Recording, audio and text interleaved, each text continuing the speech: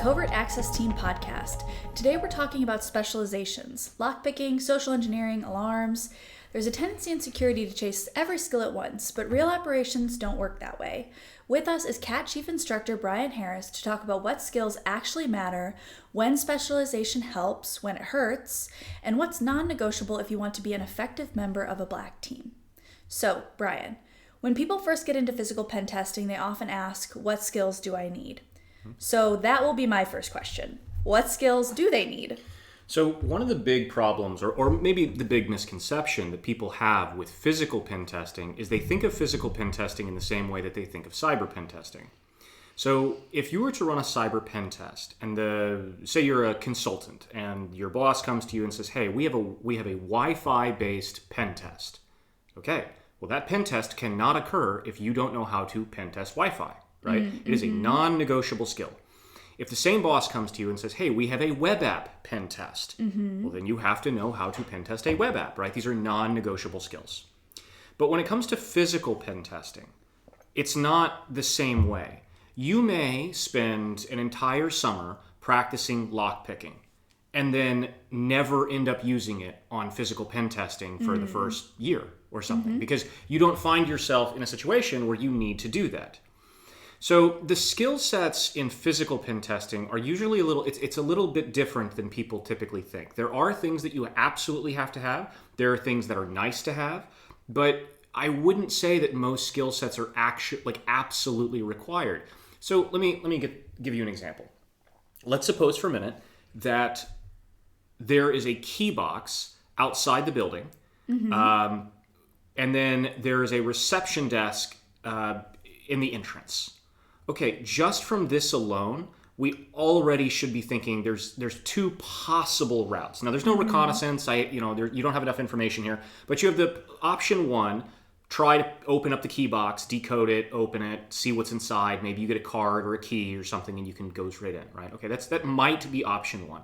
Option two might be that you can social engineer your way through the reception. Which of those two things is better? And it's like, well, I don't know which one is better. They're both options. So this is oftentimes what ends up happening is that people will default to whatever they're good at. If you're a master social engineer, but you couldn't pick a lock to save your life, you will almost always default to social engineering. And vice versa. If you are a master lock picker, there's not a lock that you can't break through, but you can't talk to human beings for the life of you, you will probably do everything you can to avoid human beings, avoid human contact, and pick your way through as much as possible. So most of the time what will end up happening is people will default to whatever it is that they're comfortable with and they're good at. But there are a few non-negotiable skills, and that's usually the soft skills. That's usually the quasi-social engineering and things like escape clauses. Those are the things that you absolutely have to have, and it is a non-negotiable thing. That does bring up an interesting follow-up question, though. You shared the dichotomy of, someone who is a really adept social engineer and someone who's a really adept lock picker and how they'll approach the pen test very differently. Yep. But that does translate into totally different, remediations for their clients. Yes, and this is the important part. The important part is not that you are a master of everything, because nobody's going to be. The important part is that you recognize the vulnerabilities. So let's say for a minute that you can't do a pull-up to save your life, but you recognize that there is a method, a balcony. Let's say that you've done 5 days of reconnaissance on a target building, and for 5 straight days you've seen that the door or the window on the balcony of the target building is always left open and unlocked even at nighttime. Okay, but you can't do a pull-up to save your life. So scaling the building is not an option. But as long as you can at least recognize that it's a vulnerability and put it in the report with the remediation, that part's important. So if you can't pick a lock, but you say, well, I did some investigation on the lock that you're using, and it's very, very susceptible to lock picking. There's no spool pins. There's no security whatsoever, right? So even a novice lock picker would be able to get their way through this. So you do have to know about vulnerabilities, and you do have to know how you could take advantage of them, but that doesn't necessarily mean that you have to. And sometimes, even if you can, say that you're a very good climber, and you can scale buildings easily. Well, that doesn't matter if your company or the client says it's out of scope. So suppose, same thing, right? 5 days straight, you're doing reconnaissance, and for 5 straight days, you see that there is a door or an accessible window on the balcony that's left unlocked. But climbing the building is out of scope. You can't climb the building then, right? But it's still a vulnerability, and it's still something that has to go in the report. So you don't necessarily have to be a master of everything, but you definitely have to, at a minimum, recognize the vulnerabilities. And this is one of the reasons why I always tell people start with auditing before you do anything else. Because when you audit, instead of pen test, you're going through the building and you're recognizing every single last stupid vulnerability that they're doing, daisy chaining them into potential attack routes, and presenting that to clients with remediation. When you get really good at that, when you've practiced that and you've done it a few times, you will be able to look at most buildings and assess it pretty quickly on what is realistic and what's not, what's actually a vulnerability, what's not, what can be put into an attack route and what can't. And when you can kind of do that pretty effortlessly, doing it covertly becomes easy. Gotcha. Now, do you see more people trying to be generalists or trying to specialize too early, which is the, cardinal sin, I guess? Well, the two avenues that I would say most people get into the heaviest when it comes to physical pen testing are lockpicking and RFID badge cloning. That's like the thing, right? It's like, okay, so we're going to try to clone badges and we're going to try to pick a lot of locks. Okay, well, here's the problem with that. You probably should not be picking locks on an external door. Because most of the time, I would say 99% of human beings understand what lockpicking is, at least at a high level. And they recognize when somebody's picking a lock on an external door, that's not correct. Something bad is going on there, right? So most of the time, when you are picking locks, it's actually inside the building when you're trying to bypass two-factor authentication of some kind. So inside the target building, they have key boxes. And those key boxes open up doors, cabinets, extra stuff, right? Or inside the building, there's a key box with access cards to the building or something else, right? Most of the time when you're picking locks, you're going to be already inside the building and you're trying to privilege escalate or gain persistence. But there's going to be a lot of instances where there's really not a need to pick a lock. There's going to be a lot of instances where you don't need to scale a building. There's going to be a lot of instances where you don't need to bypass alarms. But the thing that most people do when they get into physical pen testing is they go really heavy on lockpicking and they go really heavy on RFID badge cloning. Why? Because that's how you get into the building, right? If you think of what prevents somebody from getting into the building, what are the safety measures or the access control systems that people have? It's either a physical key or a badge. So if I can bypass the physical key, either copy it, pick it, bump it, whatever, or I can clone or copy a badge, I can gain physical access. But the problem becomes, okay, let's suppose for a minute that your client on all external doors, or let me say it this way, all external entrances that you can get into have RFID badges, so there's no locks. Okay, well, lock picking on the external side doesn't help you at all at this point, right? And let's say for a moment that there's an added biometric or an added second layer of security to your card reader. Does cloning the badge matter at this point? So you see, here's the thing, is that there's always a situation here. Say that you've got an ESP key with you, and say that the client is using a badge that is vulnerable to it. It's running WeGAN on the back end. Okay, great. But the client has said no damage of any kind, and that includes installing ESP keys on the wire. Okay. Well, so it's one of these things that badge cloning is useful. It's definitely a useful skill. Picking locks is useful. It's definitely a useful skill. But I would tend to gravitate towards social engineering because when you assess a building and you're trying to figure out, okay, how am I going to break into this building? One of the first questions you're going to ask is, do you want to fight the men or do you want to fight the machines? If you break in during the day, you're fighting the men, the humans, the social engineering, the sweet talking, the cover stories, this type of thing. If you break in at night, you're fighting the machines, the alarms, the sensors, the cameras, maybe lasers if you're really unlucky. But this is one of the first questions you're going to ask, and 9 times out of 10, you'll usually default to breaking in during the day. Because humans can be sweet-talked. Humans can be negotiated with. Humans are vulnerable. Alarms and sensors, while they do have their own vulnerabilities, are unforgiving. You can't walk in front of an active PIR sensor and go, whoa, whoa, whoa, it's just me, here's my badge, it's okay. Right? No, you can't. The second that you do this, the alarm goes off. Maybe an AI camera if you come in a box. Yeah, we can talk about that. But But I get your point. But the thing here is that the alarms and the cameras are unforgiving. The people are typically forgiving and vulnerable. And so most of the time, I'd say 99 times out of 100, maybe 9 times out of 10, you will be dealing directly with people in some capacity. And that means social engineering. So again, lockpicking, very useful skill. RFID badge cloning, rogue readers, ESP keys, that sort of thing, very useful skill. But again, the issue with that is there's always going to be clients and there's always going to be instances where they don't help you. If you have a large access control system that's basically like a self-contained turnstile of some capacity, you're never going to be allowed to take that apart to install an ESP key. It's too expensive, and you're definitely not going to be able to do it quickly and effortlessly in the middle of a lobby where people won't notice. Unless your cover story is you come in as a technician, and then you have to be very careful, because if you screw that thing up and it costs $50,000 and you break it, your company is not going to be very happy that you broke a $50,000 piece of hardware. So if you have something like this, so just say it this way. Your client is running, the client building has no external locks. It's all access control. They're running DesFire version 3 cards, so you can't clone it currently. And ESP keys are not allowed. Okay, well, your lockpicking and your RFID cloning is fundamentally kind of pointless at this point, and you will have to fall back on social engineering. So if you decide to break in during the day, social engineering will be the thing that you almost always fall back on.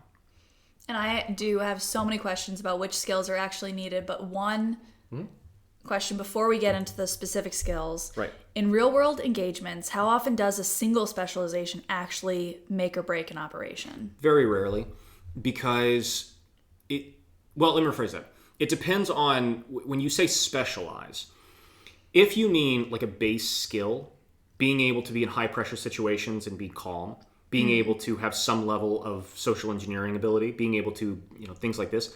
If that skill is lacking, if you are a very introverted, antisocial, you can't talk to human beings to save your life, okay, yeah, then that's going to almost always make or break an engagement. Sure. But if you're talking something like, well, this guy knows how to break into 99% of safes, very rarely is that going to actually make or break an engagement. I would say that, as weird as it sounds, cyber skills are often something that will make or break an engagement, because when you're breaking into a building, when you're doing a physical pen test, there is a cyber component that is always possible, right? If you ask 99% of businesses, what are you most concerned about security-wise, they will say the server room, they will say the internet, they will say our data in some capacity. Well, physical pen testing just gets you access to those things. But if you are basically a grandmother type mindset and you can barely turn your computer on, let alone actually hack into something or copy files or, program a bash bunny or any of these kinds of things, then once you get inside the building, the question becomes, what did you do? What could you do? Right? You can always make the argument, well, I got into the board of directors room, and a bad guy, if he had gotten in the board of directors room, could have installed an HDMI man in the middle. He could have put a weaponized Android phone somewhere in the room so that, it's basically listening in to all the meetings and stuff. I could have done X, Y, or Z, but you need to know those skills. You need to, and ideally, have them. So cyber skills oftentimes can be that. But that depends on the client. It depends on what's in scope. Oftentimes, the client won't actually want you to do real bugging. They'll want you to simulate with like calling cards or inert man-in-the-middle devices, passive. Like if you take the board of directors room. If you take a passive HDMI to HDMI junction, so just basically it's a little device that has an HDMI port on one side and HDMI port on the other side, and you put your little company logo on there, so it's very obvious this is not supposed to be here, and you take the big TV in the board of directors room, you unplug the HDMI cable, and you plug that inert device in the middle of it, you can simulate, okay, well, it could have been a rogue device. It could have been a screen grab. It could have been a Raspberry Pi. It could have been whatever you wanted it to be. So you do get a lot of that. But I would say that 9 times out of 10, most of the time, there isn't a skill set, especially a highly technical skill set like safe cracking or alarm bypassing or something else, that is going to absolutely make or break the engagement. Gotcha. So then does every teammate need to know lockpicking, social engineering, alarm, cyber, physical entry at a high level or at an entry level? Like, what they need to know is exactly what I said at the beginning with auditing.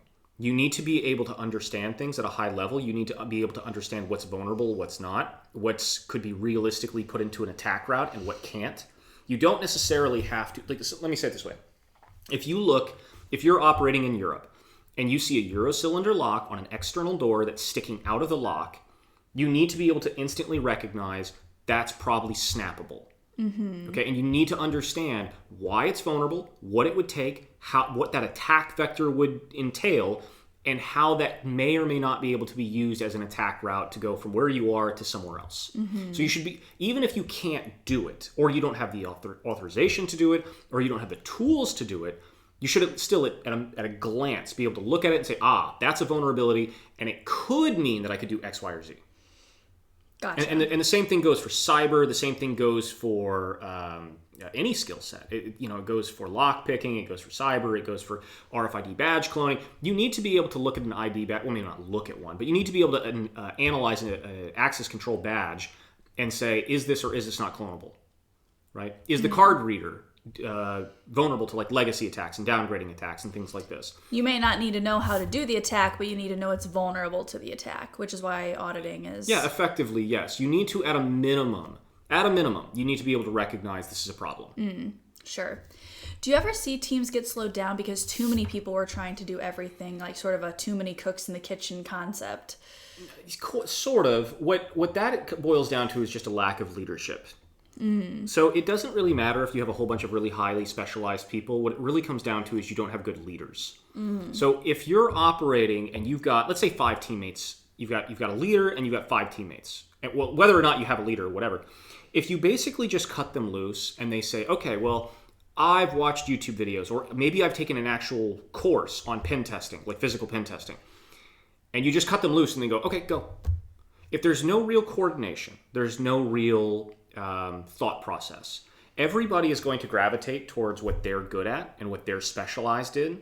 And so if you have a person who's very, very adept at building scaling, well, they're going to be looking for ways to climb up the building.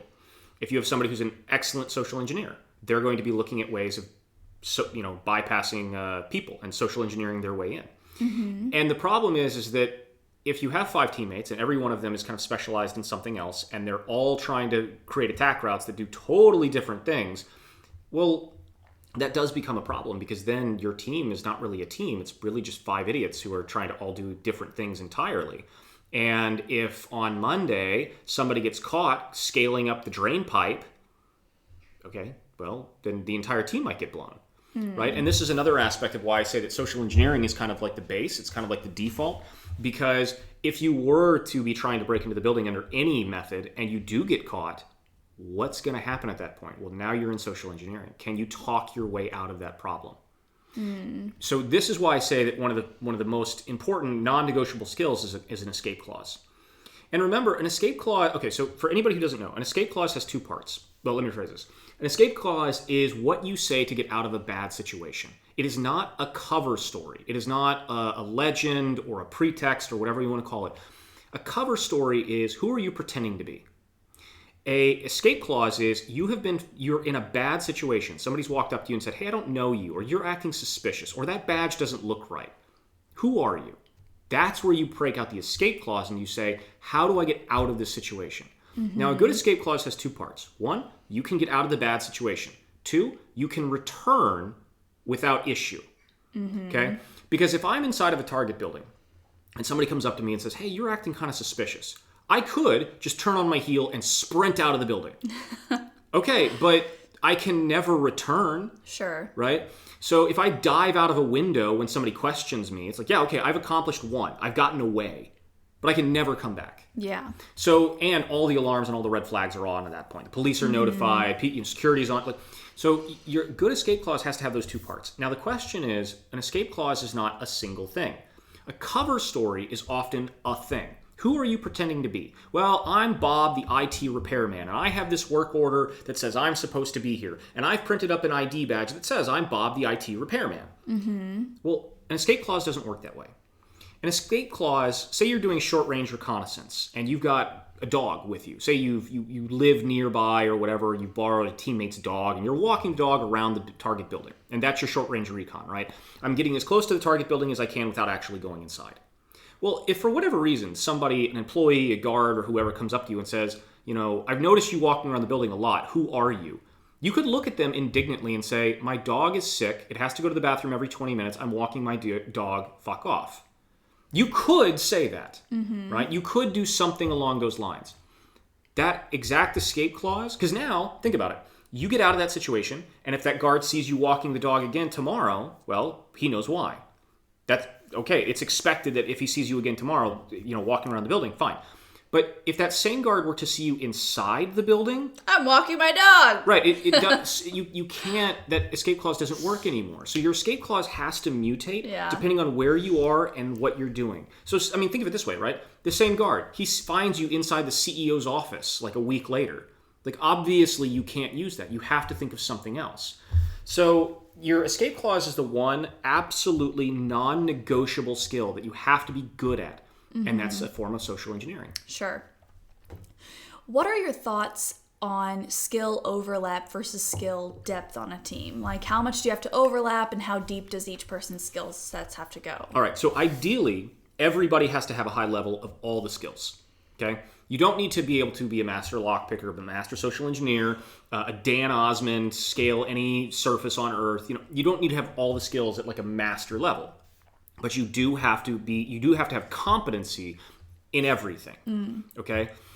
So, and again, the reason is because when you're doing reconnaissance or when you're in the building or when you're doing something, even if you can't pick a lock, you have to be able to recognize that lock is vulnerable. Sure. If you see a key box and you don't know how to decode and open a key box, that's fine, so long as you can recognize that's vulnerable to decoding and opening. So you have to, at a minimum, every teammate has to be able to identify vulnerabilities, be able to say, okay, this door is rocking a Eurocylinder lock, and what they've done is they've removed the Eurocylinder lock because someone stupidly thought that if the lock is removed, there's no key that could open that door, right? And they don't understand that using a universal key just opens that up. Sure. Right? So your team has to be able to walk through a building, identify these vulnerabilities, and say, this is vulnerable, this is why it's vulnerable, and this is why we might be able to use that as an attack route. That doesn't mean that they have to be able to do these things, but they have to, at a minimum, be able to recognize all of them. Or a lot of them, maybe not everything, because nobody's going to know every single vulnerability. If you sent me down to Azerbaijan tomorrow, there's a good chance I'm going to see a lock or a thing that I've not seen before, and as a result, I'm not going to know if it's vulnerable. Right, but I have to at least kind of have a high level of most vulnerabilities in most things. So then let's... go ahead. No, please. So then let's talk a little bit about overlap, because obviously, like, when your team is built on a number of specializations, one person has one skill or two skills, etc. What happens when that one person with a critical skill gets burned? Right. That happens. Yeah, sure. So this is a common sense question, right? So I'm going to turn the question back on you. You have... Well, think about it. How would you know that a skill set is vital, right? So how would you know ahead of time that a certain skill set is absolutely paramount? Recon? Well, recon, but even before you do recon, how would you know? It'd be in the scoping meeting. There's a very good chance that if you have a skill set and you say, okay, this skill set that we have is going to make or break this assignment. Well, that's only going to come from two places, your reconnaissance or your scoping meeting. And if it's going to come from the scoping meeting, it will come usually from the client saying, there is a safe in the CTO's office, and we want you to try and open it and put your card inside. Okay. In that case, if we have somebody who can open a safe, what would you do with them? Would you send them out to do reconnaissance? No, you protect them. Exactly. You would protect that person at all costs because the entire engagement is made or broke on your ability to get into that safe. And you may also upskill one of your second best safe guy. Right, exactly. So you immediately see how you would go about that. Sure. Right? And the same thing is going on with reconnaissance. Like if you're doing your recon And let's say you're doing long-range reconnaissance. You're in a hotel room or a parking garage or something else with a telescope or a telephoto lens, and you see inside the CEO's office or wherever, you see a big wall safe, and you call your client contact and you say, hey, just knowing, we noticed that there's this big wall safe. We happen to have somebody who can get into this. Do you want us to do it? And he says, oh, yeah, that would be great.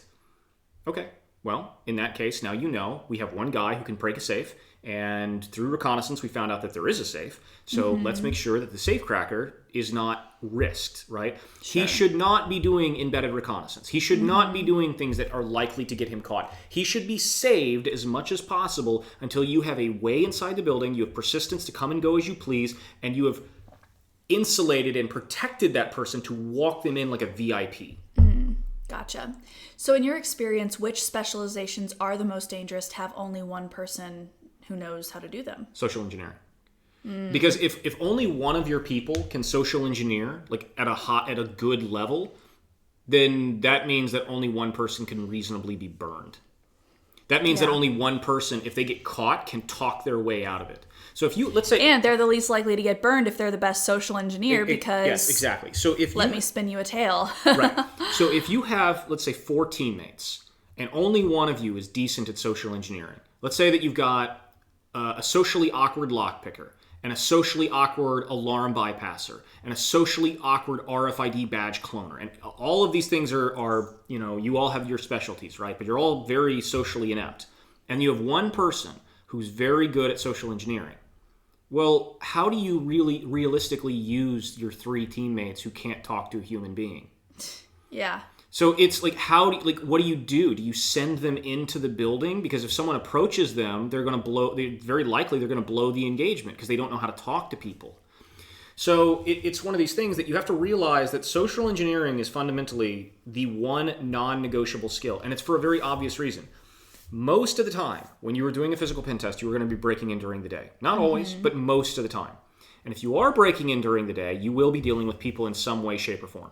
And even if you are going to be breaking in at night, how would you know to break in at night? Well, because you'd learn this through reconnaissance. Maybe through reconnaissance, you have identified that they've got alarms on the building, but there's only alarms and PIR sensors and such looking at the front and rear door and nothing in the middle of the building. Okay, in that case, if you have a setup where maybe the client is on the 3rd floor of a building, and there's a main entrance and a rear entrance, and the cameras and the alarms are only pointed at those doors and nowhere else in the building. And you've discovered this through embedded reconnaissance, right? You had Bob go up and deliver flowers or something, or however you got into the building, and he was wired to the hilt with cameras and sensors and things.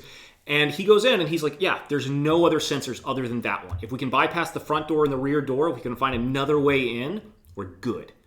Okay, so now if that's the method you're planning, it'll be building scaling, it'll be maybe window bypassing, or maybe lock picking if there's a balcony door or something, and then you might go in at night, right? Nighttime infiltration is what you're going to do when you're not concerned about the alarms. Gotcha. Or you think that there's basically either a dead zone or a dead zone that you can create. So if you can get into the building during the day, and you can downgrade, you can cover, or you can bypass, you can manipulate certain alarms and certain cameras that will offer you a route from the outside in to the server room, the archive room, or whatever. Then you don't have to worry about the sensors and the alarms and the rest of the building, right? So if you can get into the building, say you're delivering flowers or delivering donuts, or you have whatever cover story you have, and you can get inside, and then you can tape over the PIR sensors, or you can clip the wires on the camera, or whatever it is that you're authorized to do to downgrade their security. Well, then you only have to do that in a few places to go from the outside to the inside. But before you do any of that, you have to get into the building. Sure. And to get into the building during daylight hours where all the alarms are turned off, you gotta social engineer. Absolutely. So I want to talk a little bit about specialization versus what the mission actually requires. Would you say that every pen test tends to require every capability we talk about? So maybe you have a team of 4 and they each bring some of the skills to the table. Yeah, no, it's very rare. In fact, to be perfectly honest with you, I can only think of a handful of instances where I've had to use every single skill that I know on a single engagement. And that's like, you're not going to scale a building on every engagement for one of two reasons. A, you can't. Like, you don't have the ability and the skill to scale a building. B, it's not in scope, which is very common, right? C, it may not be required even if yes, and it may not be required. So, here's something to think about.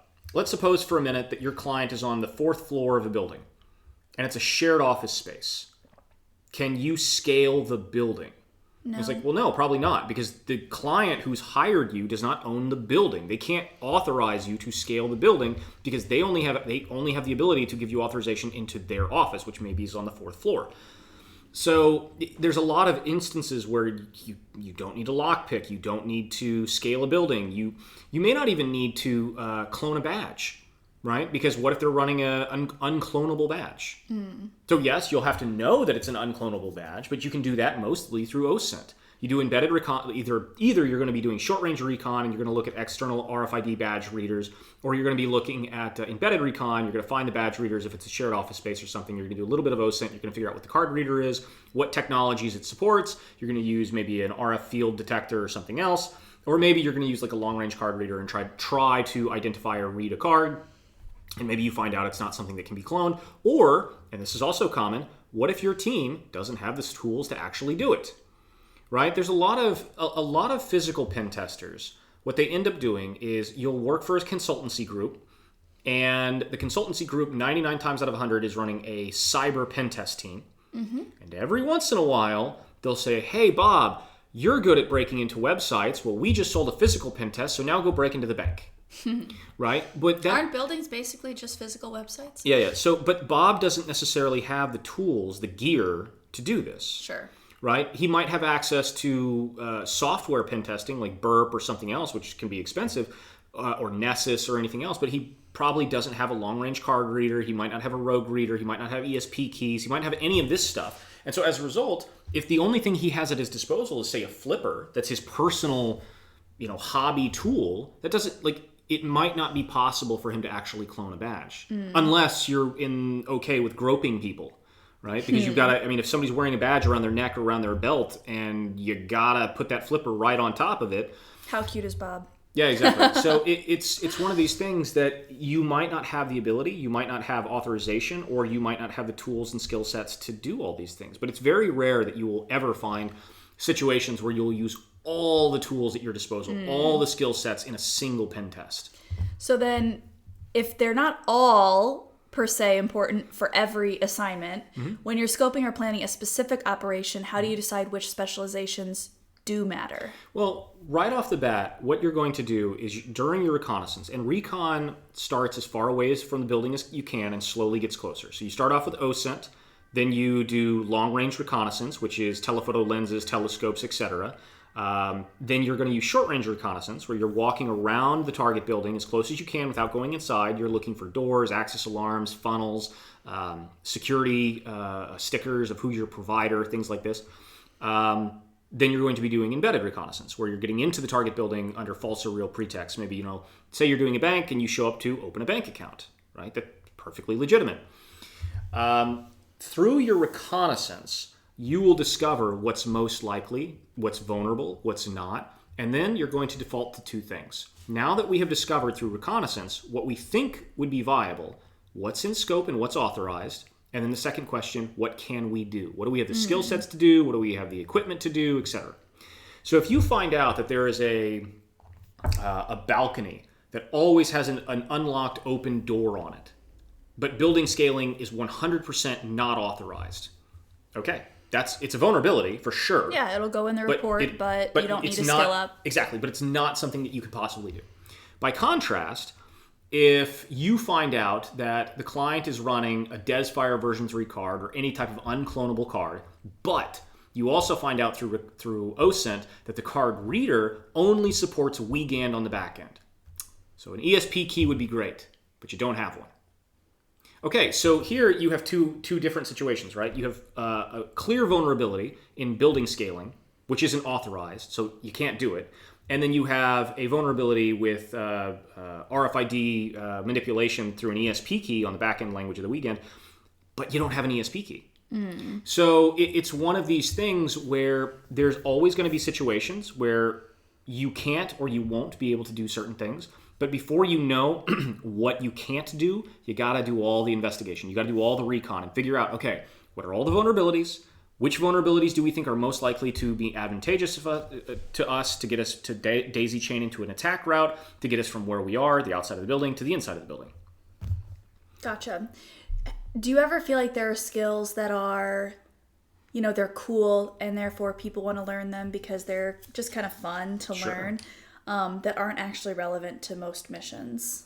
Well, yeah. So there was we worked with a guy a while back who was very good at manipulating certain biometric devices that are quite common.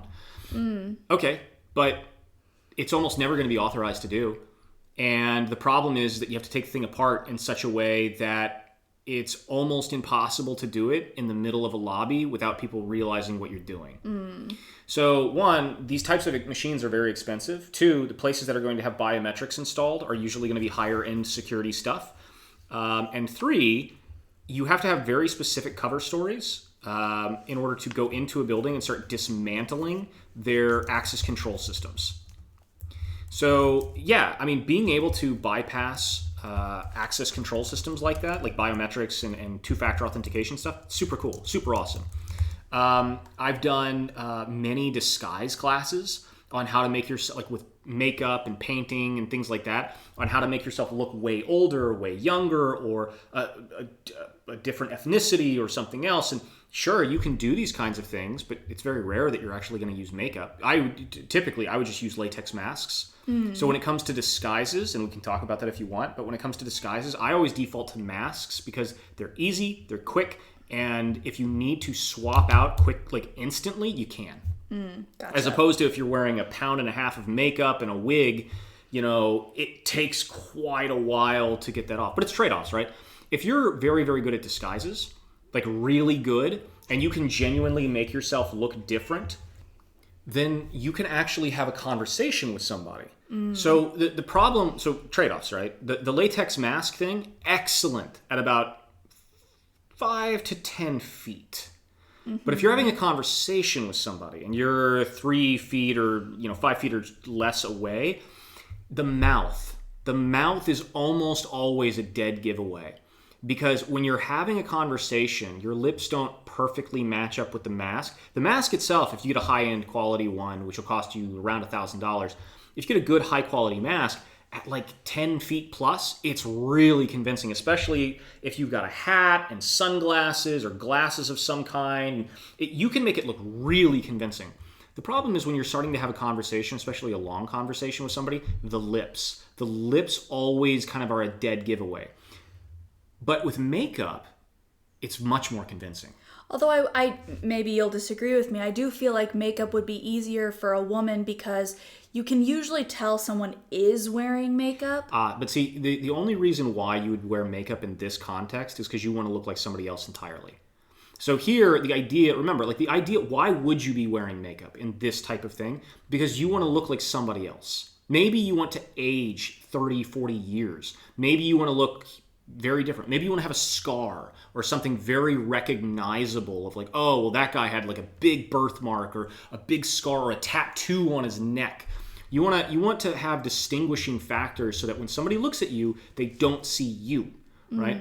So if I'm outside the building and I'm social engineering or eliciting information from the staff, and I've got tattoos on my neck, and I'm bald, and I've got blue eyes instead of brown, and I've got maybe a big birthmark on my cheek or something like this, and I look 30 years older than I really am, all of those things, the entire point of that is that when I go into the building a week from now, and I have brown hair, and hazel eyes, and no tattoos, and no scars, and no birthmark. And outside, with my fake persona, I'm wearing very bright, colorful attire, or maybe almost gang-like attire, or something else. But inside, I'm professional and neat cut and in a suit. You want to come off as somebody totally different. So it's trade-offs, because when you're wearing makeup, you can't quickly change out of it. But you can have a conversation with somebody, and it's very obvious that it's you. So again, it's just trade-offs. So we talked about, overlap of skills among a team.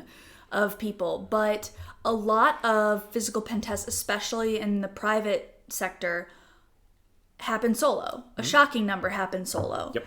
How does that change the way you think about specialization? The fact that you have maybe a solo pen test. Right. Okay. So what you just said is absolutely true.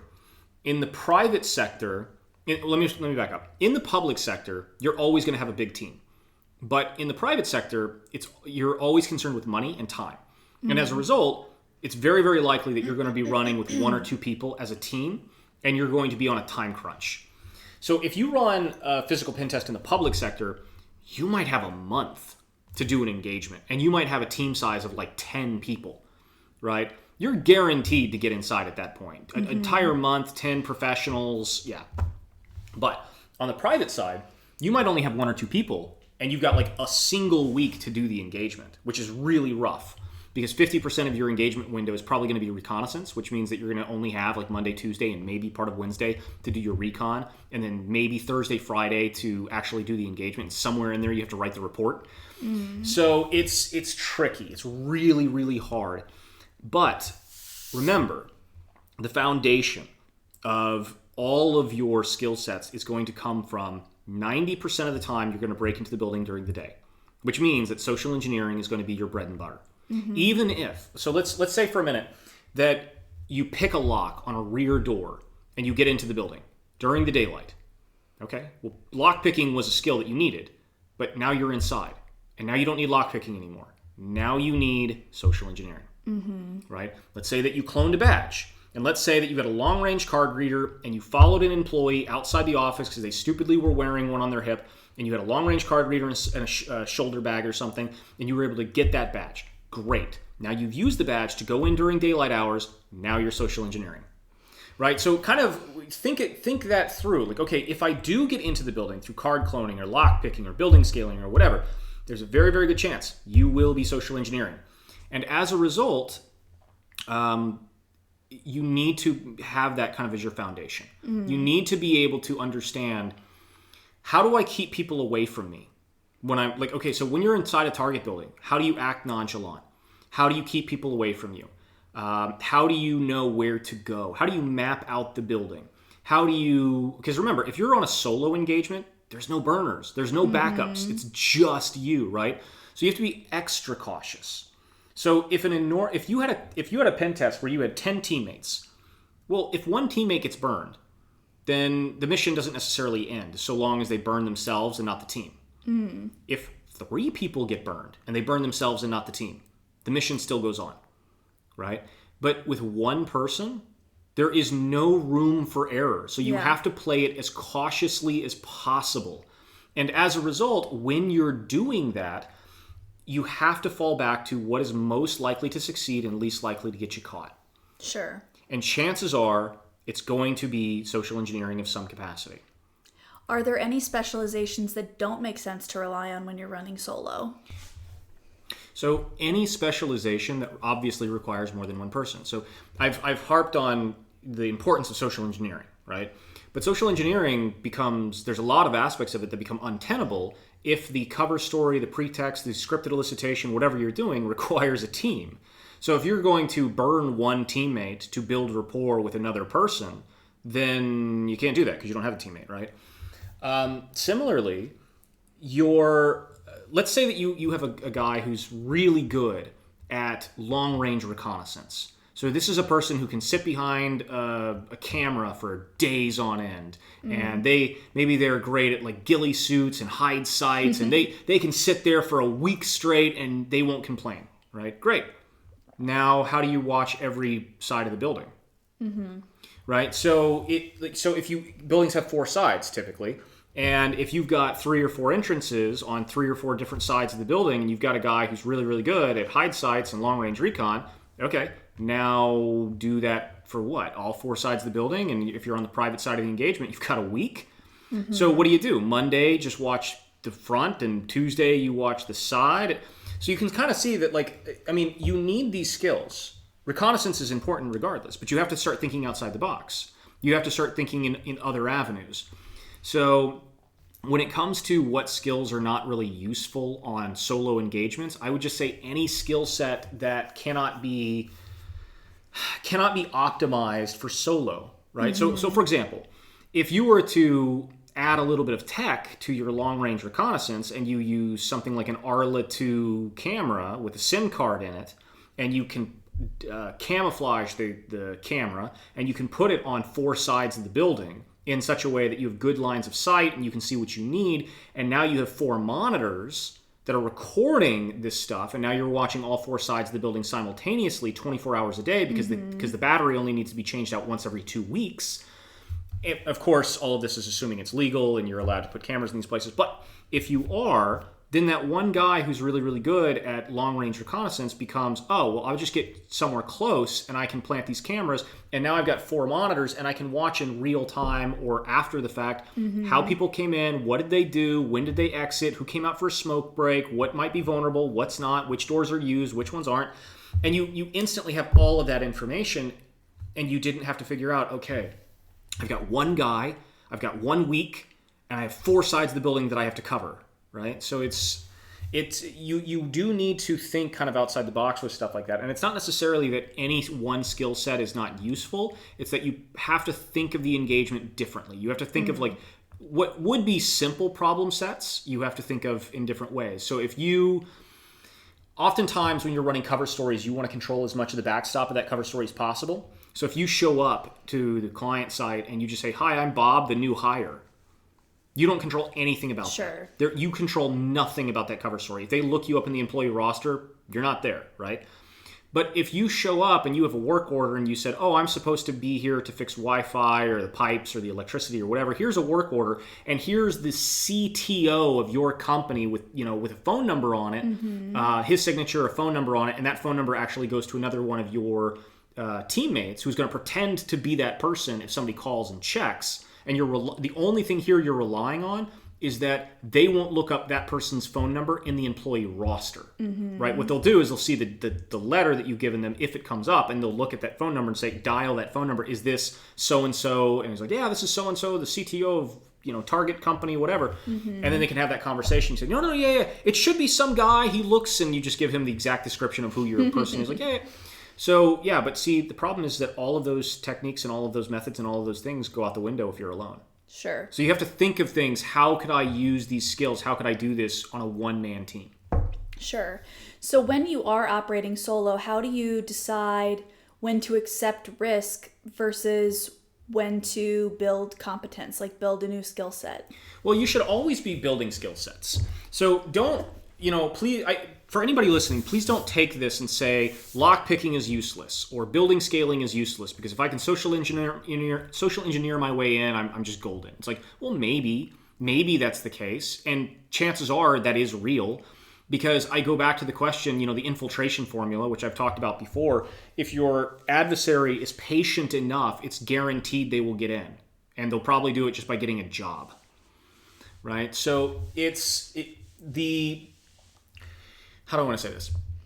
If you look at the skill sets that are necessary, you should always be trying to build new ones. You should always be perfecting the ones that you have. You should always be looking for eventualities. Like, well, what would I do in this case? How would I handle that? What happened? What if that I couldn't lockpick and I couldn't RFID clone for one reason or another? How would I get in? What skill sets do I have or should I foster, right? And you should also always be training, because a lot of people, when they're getting into physical pen testing, it will be a slow thing at first, and then hopefully it will start ramping up later. So what will often happen is you will have 1 or 2 physical pen tests on year 1, and then you'll have 4 or 5 on year 2. And then as years progress, you'll hopefully have one basically on almost a monthly basis, or you'll have more than you'll know what to do with. But in the interim, that first year, that second year, when you only have 1 or 2 or maybe 3 or 4 in the entire year, you still have to be training, right? You can't just say, well, I'm pretty good at lockpicking. I'll pick it up 1 year from now and be just as good. And another thing that you want to do is you want to train in a realistic situation, right? So when I run the CAT course, one of the many skill sets that we'll work on is like decoding key boxes, right? And we'll decode the key boxes, and all the students within 10 minutes are popping these boxes open, right? Because they're easy. It's a really easy, simple skill set to do. Then I will go take those key boxes and I'll put them outside of a target building at ankle height, in a high trafficked area. And all of a sudden they're fumbling and it's difficult and they're looking over their shoulder and they're nervous and it's at a really uncomfortable, position. It's like, yeah, because that's realistic. Right? So when you're doing your training, make sure that you're training in a realistic way. Don't just say, well, I can pick locks in the comfort of my own home while I'm watching YouTube or listening to music at a bench. It's like, well, yeah, okay, that's great that you can do that. But could you do that in the cold at 2 a.m, when it's raining outside and there's, and you're worried about people or guards or something? It's a different type of thing. So make sure that you're training any skill set in a similar way to how you would actually use it. Now I'd like to talk a little bit about individual skill sets. So, for example, lockpicking gets a lot of attention. How important is it really compared to the perception of its importance? Well, let's think about this. So most buildings today are going away from physical locks on external doors and they're going to access control systems. That doesn't mean that there isn't a door with a lock on it, but it just means that there's likely going to be more access control than there are going to be physical locks. And at the same time, if you have an external door and you have a lock that you're trying to bypass because that door is rarely used, do you know if it's a honeypot, if there's an alarm, like just under the handle on the inside? Do you know if there's an alarm on the door?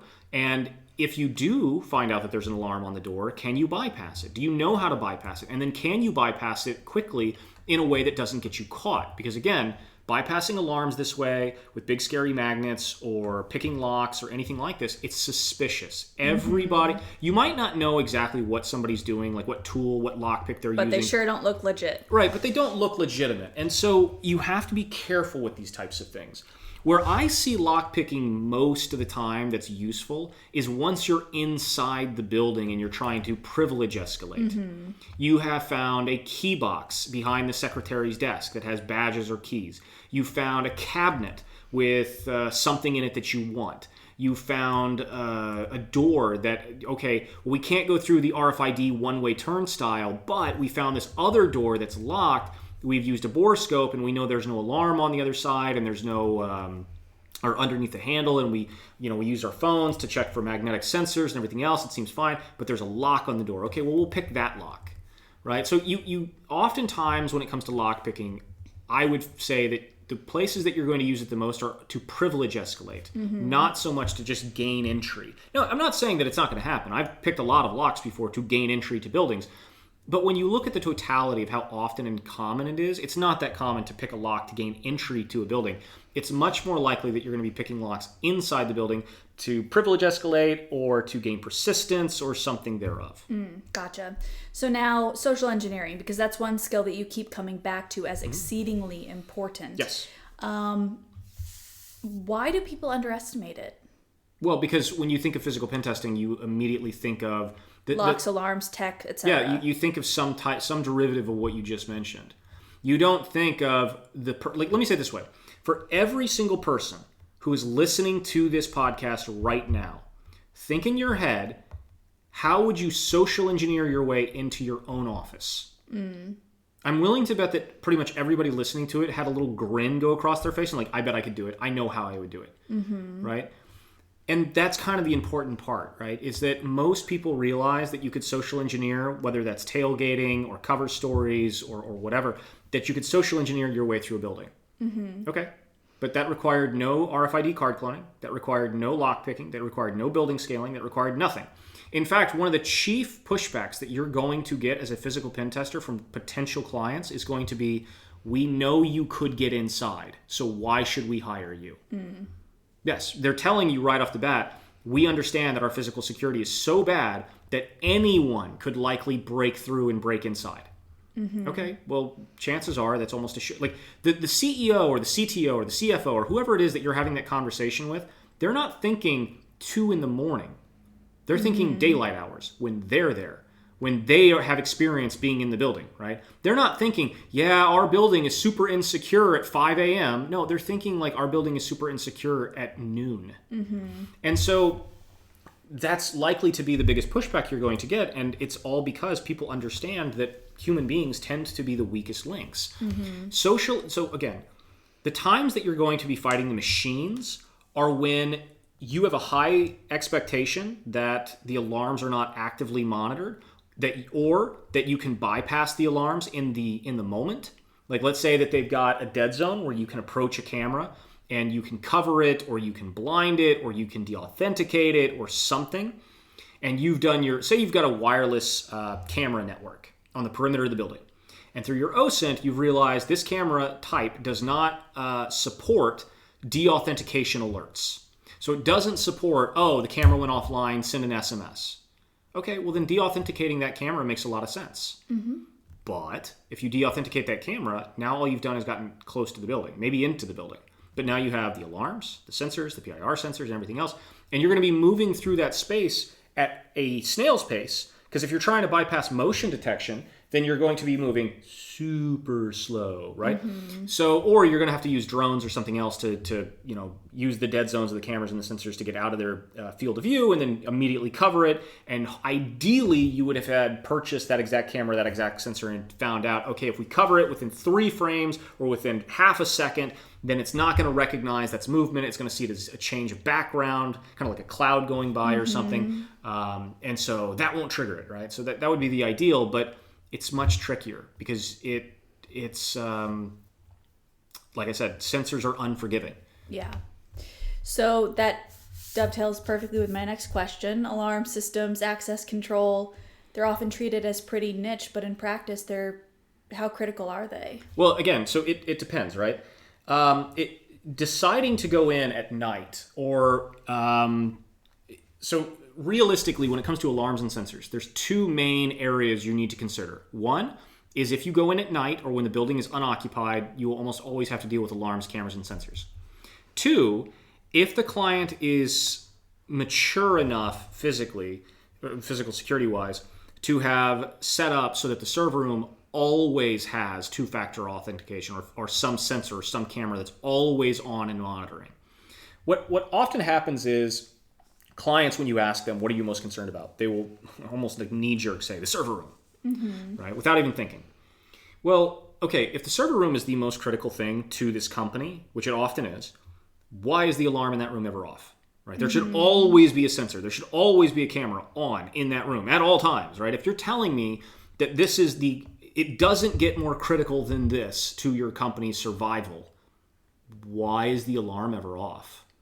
Right? So if you've wired the building so that the alarms, the cameras, the servers are not actively monitoring or not actively alerting during daylight hours, which is probably 8 in the morning until like 6 p.m., and I break in at any time in that time frame, it doesn't matter that you have alarms and cameras and sensors because everything is disabled.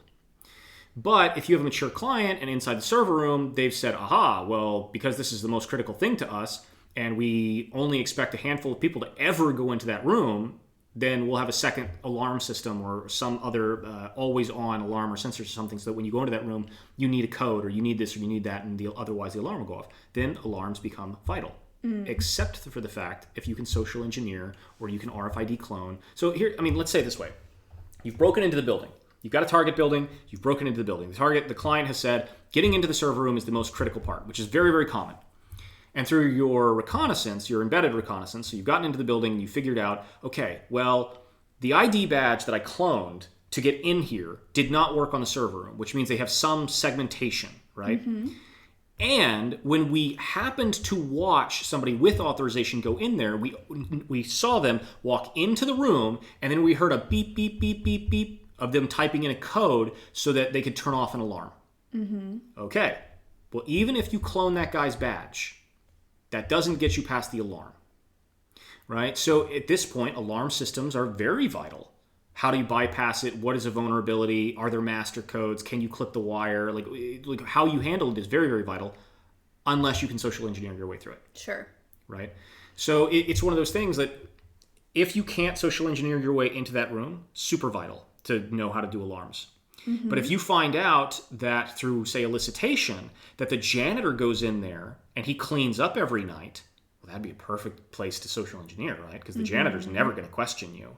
And by the time the janitor's there at 7 p.m., all the actual employees are gone. Mm-hmm. And so if you wait until the janitor goes into that room and you follow in behind him, You say, oh, I'm just here for... And you've built up rapport with him over a few days, and now he thinks he knows who you are, and you're Bob, the IT admin, and you're working on something at night or whatever else, and you've got coffee with the guy, and you've got a good rapport going with him. Well, if you walk into the server room, on day 3 or day 4, he's not going to think anything of it, right? And you didn't have to deal with the alarm. So it all will come down to reconnaissance. It will all come down to what are your options. It will come down to what is the what is the crown jewels that the client has presented for you. It just depends. Having more skill sets is always useful, but if you had to pick one, alarm bypassing probably wouldn't be at the top of the list, because the amount of times you're going to need to bypass alarms is far less than the times you would need to actually talk to a human being. One of the skills that I would personally put at the bottom of the list, I'm curious if you agree, is like physical movement skills, like climbing, scaling, confined spaces. What do you think? Do you agree with my assessment that it's kind of a lower priority? Right. So it probably is a lower priority for this reason. On the public side of things, oftentimes the client is not going to want you to scale buildings. Not because you can't do it, but because they don't. Your company, if you're running a consultancy firm or something else, they don't want you to risk falling. You mean on the private side? Yeah, sorry. If you're on the private side, your own company is probably going to be like, look, I understand that you're a pretty good rock climber, but we don't want you to climb up 9 stories. Nope. Right? So it's... Nor does your spouse. But at the same time, on the public side of things, depending on which public entity you find yourself employed at, there's probably on the public side a lot of rules that you're not allowed. Well, you can't use ladders or scaling beyond like 10 feet or something, right? And so if you, depending on which government entity that you find yourself employed for, there might just be rules where it's not even allowed. So it's one of these things that building scaling is a very, very useful trick, because human beings the world over don't seem to understand that if you're 15 feet off the ground, you're still vulnerable because ladders and scaling exist. Mm-hmm. So in Europe especially, you'll find European tilt windows open like 24 hours a day on the 2nd, 3rd, 4th, 5th floor. And it's often very easy to get to those floors relatively quickly and then bypass the window to turn the window from a window to a door. It's very quick. With a little practice, you can get in and out of those windows in under a minute. The problem is that you're not always going to be authorized to run a ladder or rappel or or scale up 5, 6, 7 floors. In Europe, for instance, any person who ever comes to Europe, look at apartment blocks, and what you'll often notice is that every apartment block above the ground floor will have a balcony. And then after like the 2nd or 3rd floor, you'll start noticing that those balcony doors are usually cracked open or left open, or the windows are open, or things like this. And the same thing goes for apartments, or the same thing goes for companies and organizations. Once you go up 2 or 3 floors, they just kind of forget that, oh yeah, this door needs to be locked, or oh yeah, this window needs to be closed, or anything else. And it's very common. However, it's not always authorized. So it's one of those things that it needs to be in your purview. It needs to be something you recognize. Like, yeah, had I been authorized to do this, or had I the skill to do it, I could be inside your building in 5 seconds. Sure. But yes, I think that I'd probably put lockpicking and RFID clone. If I had to pick the top series of skills, it would probably be social engineering would be the top, hands down. Followed by kind of probably RFID cloning, badge cloning and that sort of thing, understanding access control systems. And then it would kind of be just a toss-up between, lockpicking or destructive entry or building scaling or anything else. Disguises. Right, disguises. Because then at that point, it's really just, now we're into kind of niche areas, and I don't know. But one that didn't even make it on that list that you just said was cyber. Yeah, so cyber is also very, very important. I know when you talk about physical pen testing, so people have often asked me, years and years ago, I started using the term black teaming. They asked me why not just red teaming? And it's like, well, because when you ask people, if you say I do red teaming, the inevitable next question is, in what field? Wi-Fi, physical, networking, internal, like web app, like full scope, full this, full that. So the whole concept is 99 times out of 100. When you say it, when somebody tells you I do red teaming, what they really mean is, I do about 95% cyber with maybe 5% physical. And so black teaming is something that I started using many, many years ago to mean the exact opposite. Black teaming is just 95% physical with 5% cyber. But the 5% cyber is vital because at the end of the day, once you've broken into the building, what did you do? Right? Well, if you don't have the physical chops, then you don't know what you could do, and you certainly can't actually accomplish it. and also I think it's also serving the customer or the client's interests, because most clients are well aware that they need to be investing in their own cybersecurity. So when they start to invest in physical, they're still thinking about cyber. Yeah, of course they are. Of course they are. That's why they always say the server is the most important thing. Well, yes, of course. Almost always. Yeah. So it's one of those things that, like, suppose that you know very little about cyber. In fact, suppose you know basically nothing. You know how to open up your laptop, you know how to get onto Facebook, and not much else, right? Well, if you were a physical pen tester and your skill sets can get you into a building, and you have a cyber guy who has given you a Raspberry Pi or something else, and he says, well, just go inside and plug this in. Do you know where to plug in? No. What happens if you plug into a port and nothing happens, and the cyber guy calls you up and he's like, yeah, we don't see any connection. Do you understand the difference between open ports, filtered ports, closed ports, etc.? Do you understand where are likely to be ports that work and where aren't? And do you know how to use man-in-the-middle devices? Do you know how to use bridges or vampire taps or anything else?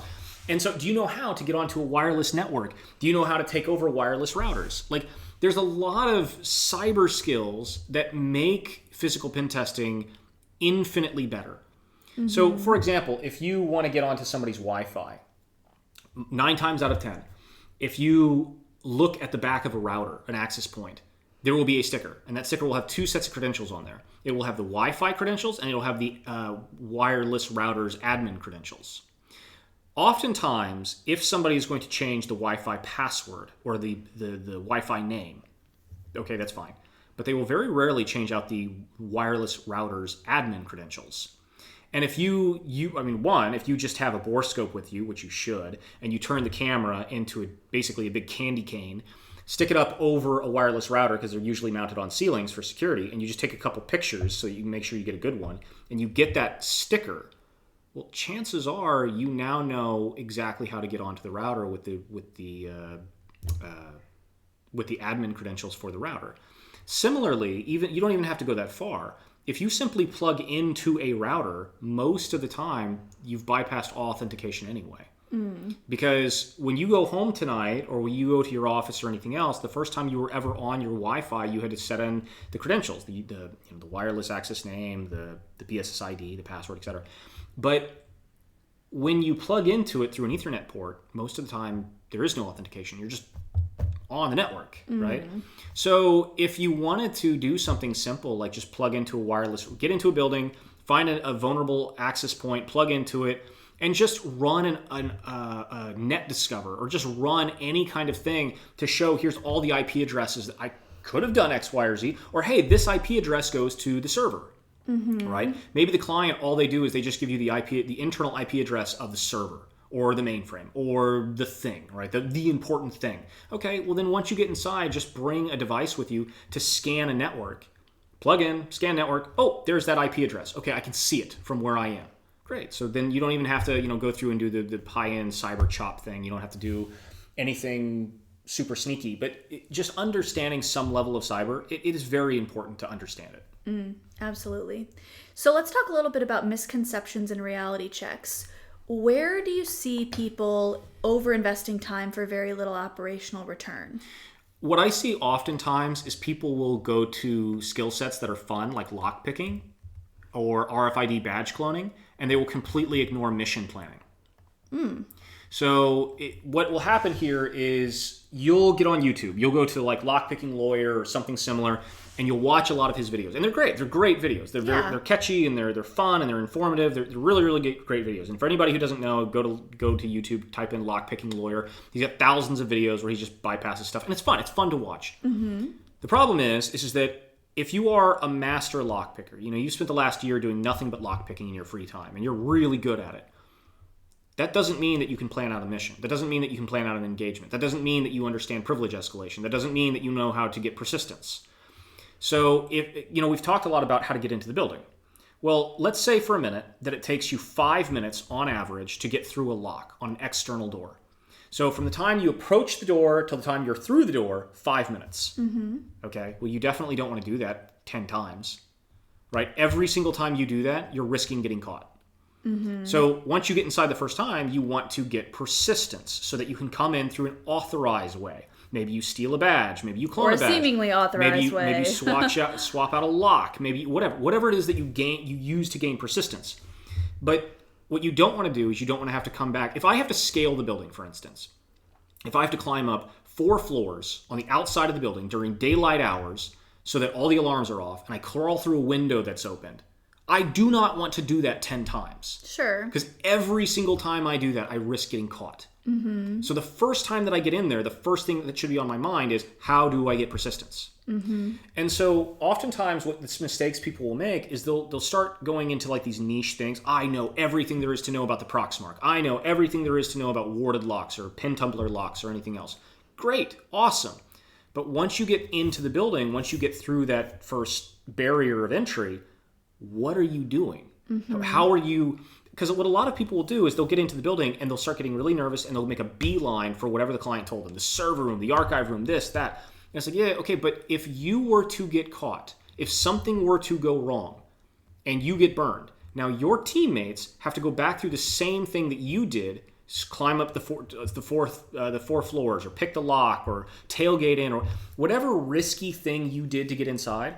Even if you burn yourself and just you, but not your team, now the rest of your team has to go through that same risky behavior to get inside. So you should immediately start mapping out the building, try to figure out how you're going to get persistence, set that up so that you now have persistence so that now your team can come and go as you please and all that risk goes away. And then you can go after your client stuff at your leisure. So it's one of those things that the mission planning, how are you going to do this? What are the stages? What are your escape clauses, right? If I'm on the outside of the building and I'm trying to pick a lock and someone comes up to me, what the hell am I going to say to this guy to walk away from that, right? So if I'm in the CEO's office and I'm rummaging through his desk and the CEO walks in, what am I going to do? Right? Looking for a Post-it. Right. So it's one of these things that this planning out is something that often goes overlooked. And it seems like a really obvious thing, but you'd be surprised how often people they don't think about it. Sure. And that kind of answers my next question of, are there skills that look impressive in training that don't really perform? Yeah, I mean, you're not going to use lockpicking on every engagement. You're not even going to use badge cloning on every engagement. You're definitely not going to be scaling buildings on every engagement.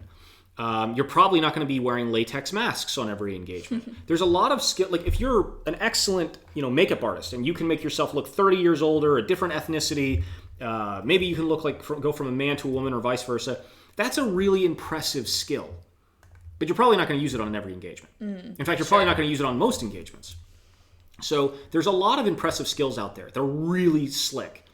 But again, can you plan out the mission? Do you know? And here's something that's vital that a lot of physical pen testers kind of ignore. Or maybe they don't even think about it. If for anybody listening to this who's ever done a cyber pen test, if somebody hires you and says, okay, I've hired you for 1 week to look at my website and do a cyber pen test, and you say, well, on the login portal, I found an SQL injection. And maybe that SQL injection gets me admin level access over your entire website. Okay, that's a very, very high level finding. Great. But that doesn't mean the pen test is over. Right? Because there might be other things. There might be other things beyond the login portal, that other stupid stuff that you're doing. Maybe you're vulnerable to iDoors or anything else. With physical pen testing, the mistake that I often see is that pen testers don't assess beyond the first break-in. They find a way to get into the building, they accomplish one thing, and then they say, done, right? And it's like, but that's the exact same thing as somebody hiring you to assess or run a pen test on a website, and you say, well, I found a high vulnerability on the login portal, so the whole thing's done at this point. Sure. And it's like, but is it? Because think about it. What did the client just get? Like, what did you give the client? You gave them a report with one, maybe attack route, and nothing else. Does that mean that's the only attack route? Probably not. It just means that that's what you did, and that's where you stopped. Sure. And so when you're doing the scoping meeting, this is one of the things that you should really think about is how long would it take you to break into the building in 5 different ways? right? Like, how long would it take you to do these kinds of things? Because if the client turns around to you and says, well, we want you to be a team size of 1 and you have 2 days to break in and write the report. Well, at that point, it's a Hail Mary pass, right? You're going to get there on Monday. You're going to scout it out the best of your ability. And chances are you're going to do tailgating. You might be able to clone a badge, maybe, or you might be able to scale a building or something low hanging. You're going to have no backup. You're going to have no time to prep. It's just going to be a Hail Mary pass, and you're going to write that in the report. But then think about, what did the client get from that? I was successful. Yeah. Yeah. Okay. It's ego driven versus outcome driven. Right. But what's the point of that? Well, seriously, what's the point of doing that? So it's kind of the same thing as if the client said, well, we want you to look at, we let our employees go out to cafes and work on work laptops at cafes from time to time. Okay. If I had one colleague walk over to you and tap you on the shoulder and said, "Oh, could you help me with this? I'm lost," and another colleague look over your other shoulder and take a picture of your laptop when you're not looking at it, it's like, okay, yeah, you did that. You did that. It's cute. You quote gained access to an unlocked laptop for 5 seconds, but what does that really show the client? What is that? How do you help increase the security? And this is just. Your job as a physical pen tester is to increase their security. It's to assess it and help them increase their security. It's not to say, I got in, I win, you suck. Sure. So then let's talk non-negotiable skills. If you strip everything back to the basics, what skills or traits are actually non-negotiable regardless of specialization? Right. So right off the bat, being able to identify vulnerabilities. You might not know, maybe you don't know how to plant an ESP key. Maybe you don't know how to scale a building. Maybe you don't know how to snap a Euro lock. Maybe you don't know how to bypass this alarm or something. Fine. But you have to be able to at least identify that it's vulnerable. You have to be able to at least say, okay, that's a wireless camera, and after a little bit of OSINT, that camera does not support basically an alert when it goes offline. Okay, that's a huge problem, right? Because I can deauthenticate that. So you have to be able to at least identify vulnerabilities. And of course, nobody's going to know all the vulnerabilities because vulnerabilities change, right? What's vulnerable today may not be tomorrow and vice versa. Sure. And second, you have to be at least competent with social engineering, and especially being able to formulate escape clauses that are realistic. And I'd say the last thing is a pretty good understanding of mission planning. Understanding like time management, right? Figuring out, okay, well, how do we manage our time? And it cannot be, well, we'll figure it out. We're just going to wing it, right? No. That doesn't work. You can't just wing this type of thing. You're not going to give a good report to the client. They're not going to get value out of it. Your team's going to hate you if you just say, fuck it, we'll just wing it. And then the last thing is that as much as it sucks, you kind of have to be flexible with your time. So there's a lot of instances where you're going to, on a physical pen test, end up working really, really long hours. So on the private side of things, it's very likely that when you run a physical pen test, it's going to be you and maybe one other person, right? It's very, very common for a company, even big companies, to be like, okay, we're going to send 2 people to go to a physical pen test. It's like, okay, so you're going to send 2 people to do this. But, okay, if the pen test is 1 week and you've got 2 teammates, then Monday, Tuesday, Wednesday, you're doing some form of maybe Monday, Tuesday, you're doing some form of recon. Wednesday, Thursday, you're going to try and break in, and Friday, you're going to write the report. Okay, let's say that's how that's going to break down. Well, you ideally want to be on target. You want to be at the building before employees show up to see how do they come in. You want to be there at noon throughout the day to see how are they handling things, how do they come in, how do they go out, where do they go to lunch, when do they come back, like all these kinds of things. You're going to want to be there when they leave work to know, okay, how do they funnel out and what's the gap, right? The gap in this context means there's always going to be, people don't just leave the office at like 5 p.m. It's not like some communist thing where it's like, okay, the bell rings and everybody just walks out.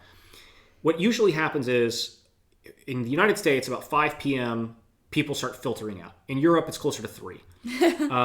But in Europe, at 3 p.m., people start filtering out of the building. But by, say, 5 or 6, I'd say 90 to 95% of everybody is gone. But until that last employee is gone, the alarms are not on. And so there is a gap between when your security is slowly winnowing away because employees are now funneling out. Fewer people to pay attention to you. Exactly. So if you notice that the first employees start leaving at 3 and the last employee leaves at 6:30, that means you have a 3.5 hour window where security is just constantly going downhill hard, right? And so if you can get in, if you can get into the building in that time window, then security is really, really low. So you're going to want to know what that time is. You're going to know what the gap is. And then lastly, you're going to want to know, do after-hour employee or janitors or third parties show up, right? Do your janitors show up at like 7 to clean the building? And if they do, who are they? What's their route into the building? How long are they there for? Do they go into the server room, or are there rooms that you notice they don't go into? And map that out. Okay, but think about that.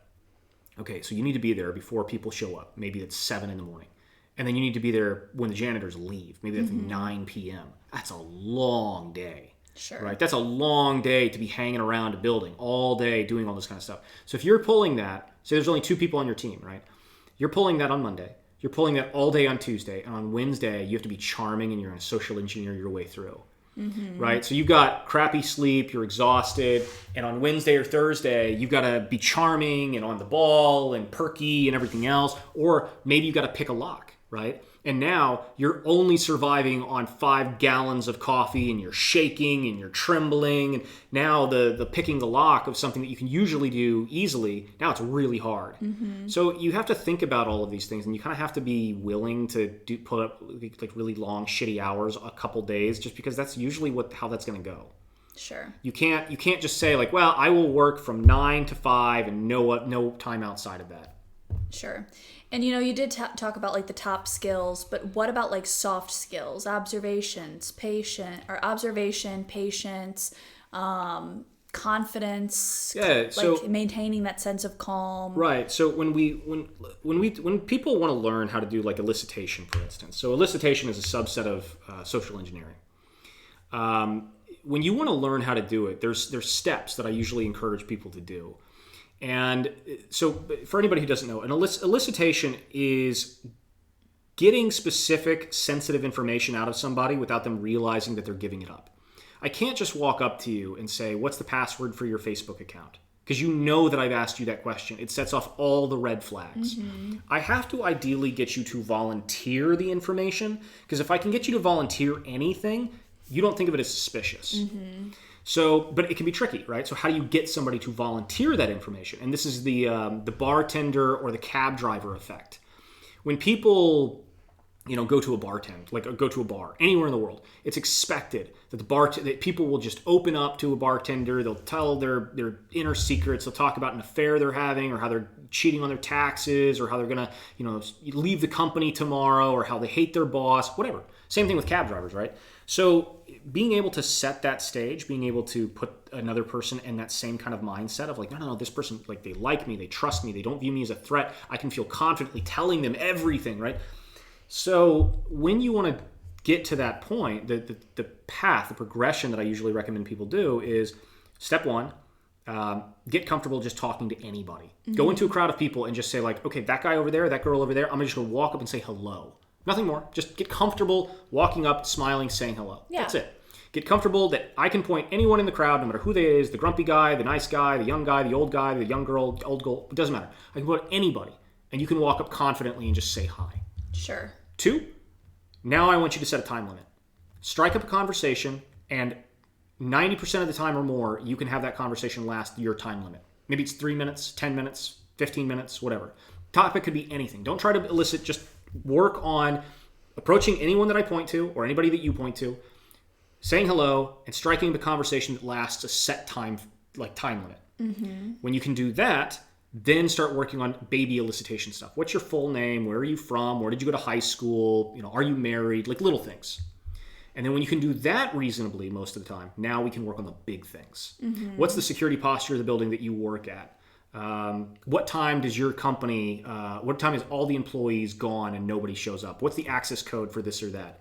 Right? You can start working on eliciting the big things. And that's usually the progression that I recommend people do. But to do any of that, you have to develop confidence. You have to develop that ability to approach people and do stuff. I've met many people who break into a building their first time and they start sweating hard, like physically sweating. Right, and it's like, look, you can't be in here because you're in a button-up baby blue shirt, and you have giant pit stains under you because you're nervous. Right, you have to go away. So you have to be confident. You have to be able to kind of practice and operate on your own, because even if you are a team, there's very likely that you'll be on your own from time to time. You have to be able to recognize vulnerabilities on your own. You have to be like, I can't babysit you 24 hours, right? Sure. If we're going to send you around the building doing short range reconnaissance, I can't like literally be there with you. You have to be able to, do that kind of stuff. You have to be able to identify, and when I said identify vulnerabilities, I mean like you also have to identify what is it that you need. If I stick you behind a camera or a telescope inside of a hotel room, do you know how to set up that hotel room? Do you know how to set it up so that you're not going to get caught?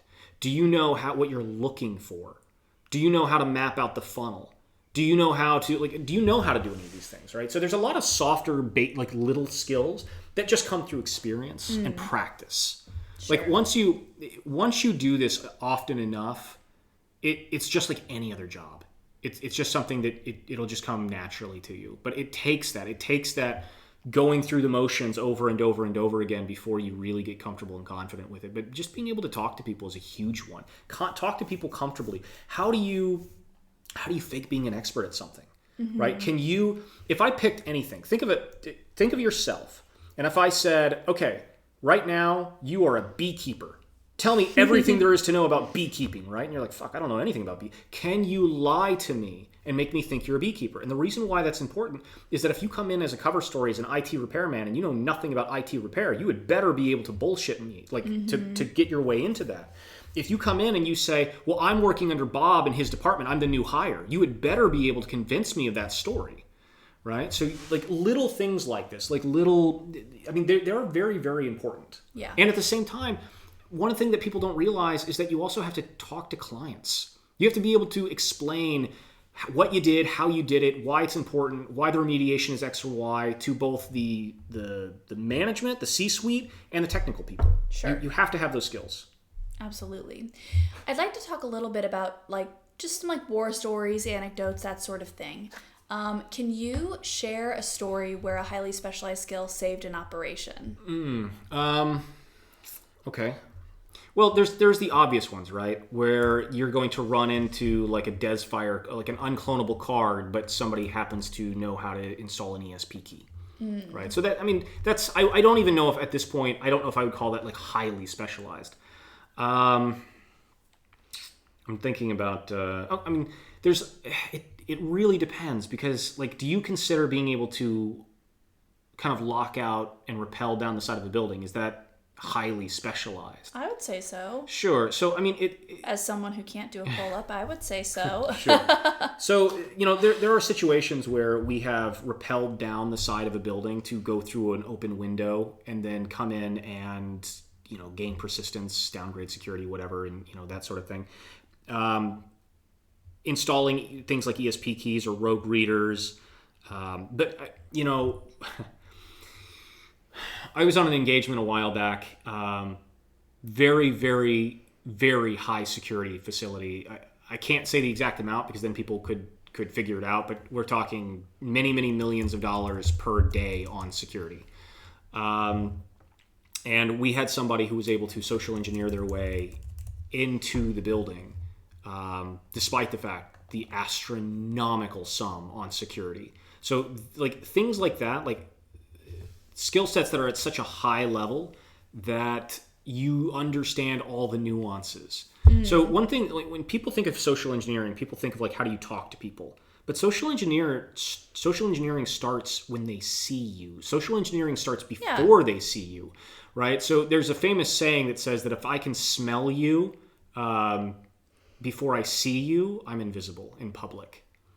And it's basically the idea of like, if I can smell a homeless person before I see them, I don't want to talk to them. I don't want to look at them. I don't want anything to do with them. I want to stay away from them. So if you can make yourself, if someone smells you before they see you, especially in an unpleasant way, you instantly just became invisible, right? Nobody wants to look at you. No. So if you understand all the nuances of props, both physical, smell, like whatever, you might, like if you understand like the complexity of all of this, it's the same thing as understanding the complexity of RFID access control, or the complexity of understanding how to rappel off the side of a building and go through a window, or the complexity of, picking like a really difficult Medico style lock. So it's one of those things that it's a difficult question to answer only because there's so many things that I don't know, like rappelling down the side of the building to go in through a upper story window, or being able to social engineer your way through exceedingly high security areas, or being able to, replace, like this is one that we did a while back, replace an access control badge reader itself. We've had people who can, they basically have figured out, I don't want to say a 0 day, but they figured out a bypass for certain access control systems that aren't well known. And it has allowed us to get through certain things. But then there's low hanging fruit that's,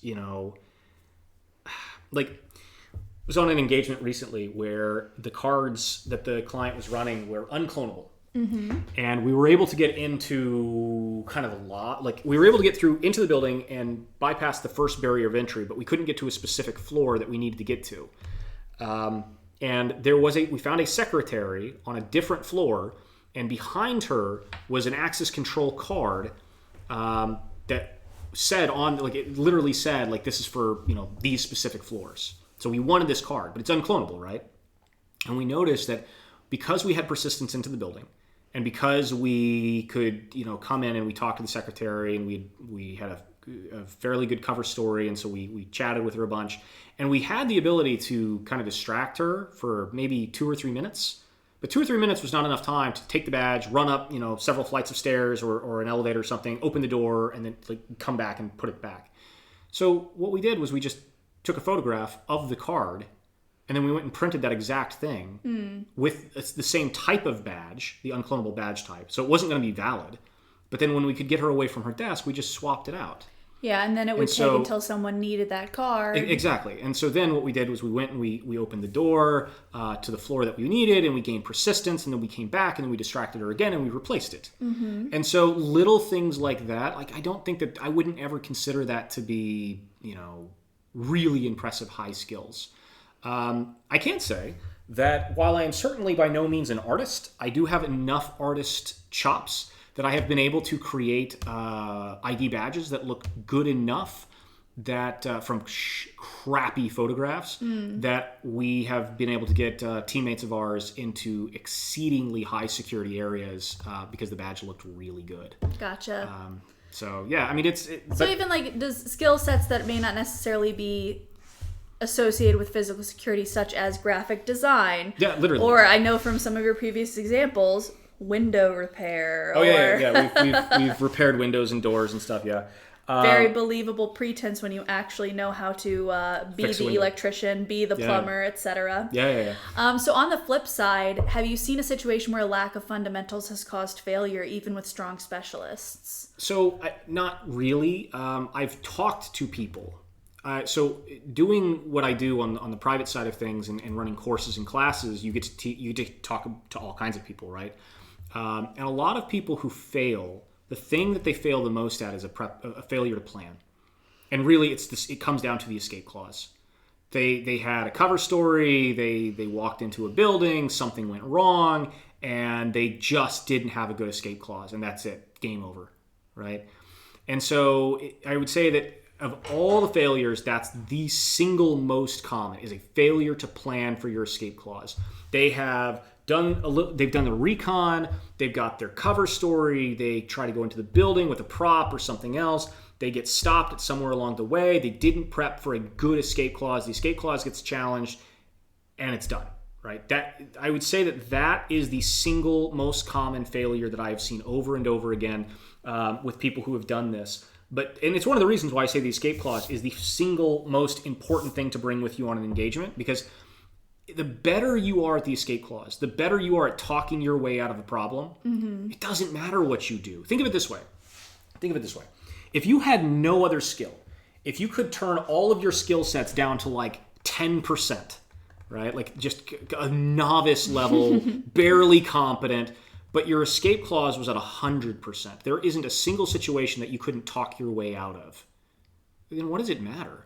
You could just keep banging away at different things and just every time it failed, just talk your way out of it, right? We've all met these kinds of people before, right? They're almost wizards when it comes to social engineering because no matter what happens, they sweet talk their way out of a problem and they never get in trouble. And it's like you watch this happen and it's like like a combination of like a farce and a movie. It's like, how did you do that? I feel like one big takeaway from this podcast is a lot of people are going to be looking into our elicitation course. People who have been avoiding elicitation because it's not as cool as lockpicking or other things. Yeah, maybe. But I mean, it's just one of those things that it's like, look, if you could master a single skill, and it's not just physical pen testing, it's like everything. Like if you get in trouble at work or whatever, it's being able to talk your way out of a problem is infinitely more useful than any other skill set. Mm-hmm. Because if I'm really good at lockpicking, I may or may not use lockpicking on an engagement. Yeah. But there's a really high probability that I might need to talk my way out of something. And it's like, yeah, okay, well then, that's the whole point, is that the single most valuable or most important thing that you bring with you on a physical pen test is the escape clause. How are you talking your way out of a bad situation if something goes wrong? And if you haven't thought about it and you haven't realized that it has to be mutable, it can't be like a thing that you just say, well, I'm walking my dog inside the CEO's office, right? No. It has to be something that changes as you go, and you have to be able to think on the fly. You have to be able to come up with something in a split second, because you're not always going to have planned everything out, right? There's no way that you can plan out every possible situation that you're going to find yourself in. So a lot of this is going to be improv, but then that's the question. How fast can you think on your feet? Absolutely. So lastly, I'd like to talk a little bit about actionable advice for team members. For someone who's early in their career, how do you recommend choosing a specialization without boxing themselves in? Well, you don't have to worry about this at all, in my opinion, just because hopefully, let me say it this way.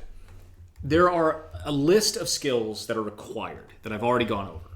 But anything that you have beyond that is just a nicety, right? If you, for example, lockpicking itself is not a required skill.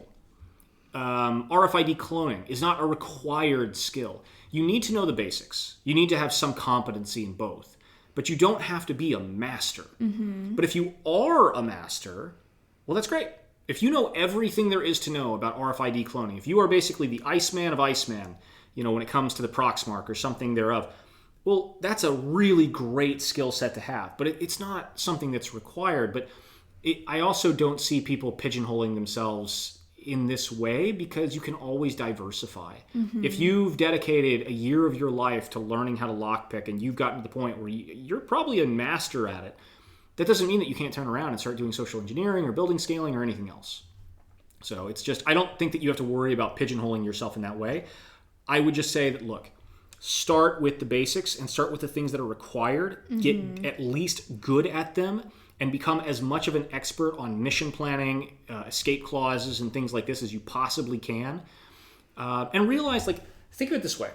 You do not necessarily, you can practice the mission planning stuff long before you have an engagement. Mm-hmm. Take a look at your own office building. Think of take a day and just think to yourself, all right, how would I break into this building? What are the vulnerabilities? Basically run an audit on your own building and point out all the stupid stuff. Find all the vulnerabilities. How do you chain certain vulnerabilities into an attack route? What would be your recommendation for remediating those things? Because remember, whether you're doing an audit or a pen test, you still have to remediate them. You still have to write the report. You still have to give actionable, efficacious resolutions for these problems, right? Mm-hmm. And the solution cannot be spend $10 million to solve this, right? The solution cannot be in the report, I found 80 vulnerabilities, every one of them is high and critical, right? You can't do that. You have to find a way to... So it's one of these things where you can practice all this stuff, like the elicitation thing, right? You want to get good at elicitation, you want to get good at social engineering, go talk to people. Do exactly what your parents told you not to do and go talk to strangers. So if you want to practice this stuff, you can practice it long before you actually get on an engagement, and you should. You should be practicing these things. If you want to practice mission planning, take your own office, take any place, and just say, all right, how would I break into this your building? home, a hotel you're staying right, at. anything. Now, be careful about this, right? Don't be, sitting in a cafe with a big, piece of paper and like a blueprint of the building across the street and be like, all right, I'm going to break it. Like, don't do that because, you can get caught. Bank breaking plan. Yeah, don't be stupid. But you can practice all this and you can think about how would I do these kinds of things? What would be my escape clauses? What would be my team size? How much time do I think it would require? Things like this. You can absolutely do stuff like that. So that's kind of the newbie question. Let's talk for a second about experienced teammates.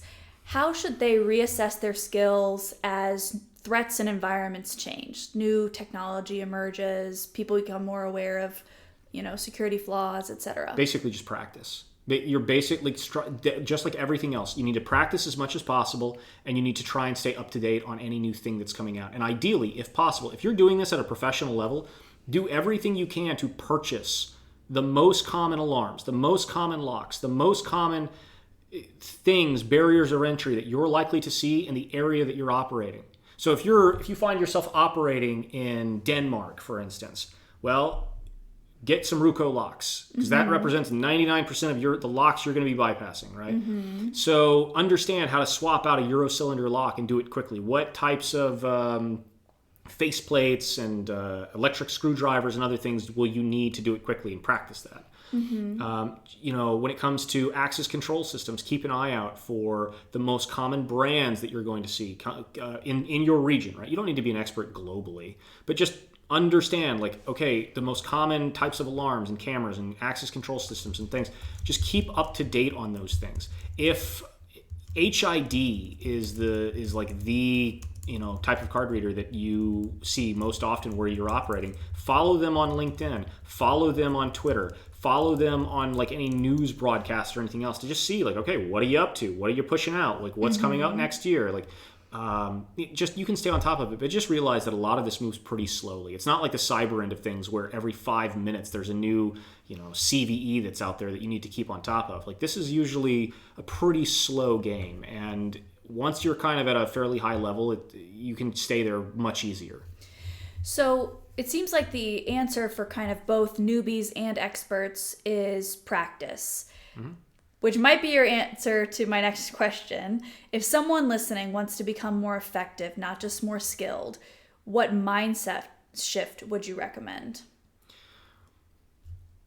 I think that the biggest mindset shift to go from kind of a new physical pen tester to kind of a really good one is to get away from the idea of, I got into the building, right? No, I would say that the only times when getting into the building once in a very, very clandestine way is useful is if the motivation of the client is we're trying to scare the board of directors into a bigger budget, or we are trying to legitimately test our security. Mm-hmm. But outside of those, it's hard to think of a situation where running a pen test gives your client value if you only test one thing. So I would say that getting out of the mindset of I got inside, therefore I win, you lose. Get out of that mindset. Get into the mindset of my job here is to increase your security, and I can only do that if I test it in as many possible realistic ways and scenarios as possible in the time frame that I've been allotted. Obviously, if you have 1 week to do a physical pen test, you clearly cannot test, 500 different possible ways of getting in, and you will, of course, miss things. So that's the trade-off, right? If the client can only afford to pay you for 1 week, you obviously can't, let's say that the client says, well, we can only afford to pay you for 1 week, and you negotiate a day and a time and a place and a thing.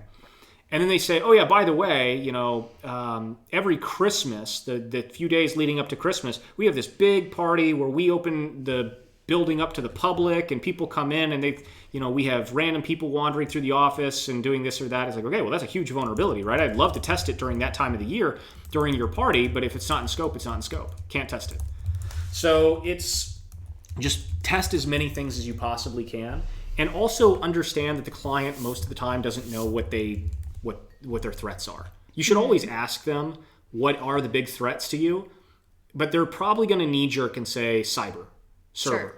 Sure. That's probably going to be the knee jerk. But things like, well, what happens if I break into the R&D facility? What happens if I break into the meeting room where the people who are working at the R&D facility are talking about what they're working on? What if I break into the client meeting room where you're negotiating deals with your clients? What if I... Or sabotage that really specialized piece of equipment. Right. Or... So like there's aspects to this that the client usually doesn't think of when they're doing this. So you're going to have to kind of get in the mindset of helping them to understand. Every single company, whether it's a military, a government, a corporation, whatever, it's basically like a big game of Jenga.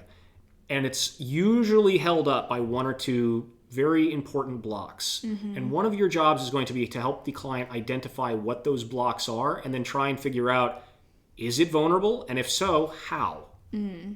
Sure. Well, thanks for joining us for today's episode on specialization. We hope by now that you understand specialization isn't about collecting skills. It's about understanding context, constraints, and trade-offs. You don't need everything, but you do need the right things at the right depth with the right mindset. Brian, thanks for breaking this down.